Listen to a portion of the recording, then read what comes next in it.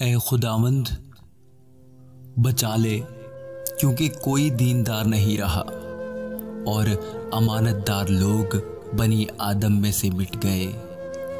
वो अपने अपने हमसाया से झूठ बोलते हैं। वो खुशामदी लबों से दो रंगी बातें करते हैं। खुदावंद सब खुशामदी लबों को और बड़े बोल बोलने वाली जुबान को काट डालेगा।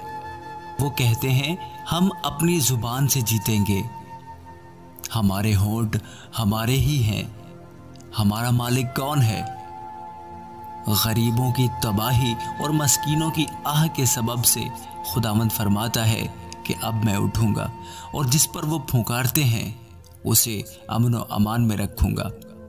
खुदावंद का कलाम पाक है, उस चांदी की मानंद जो भट्टी में मट्टी पर ताई गई और 7 बार साफ की गई हो।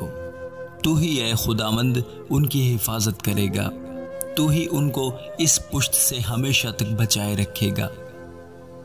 जब बनी आदम में पाजीपन की कदर होती है तो शरीर हर तरफ चलते फिरते हैं।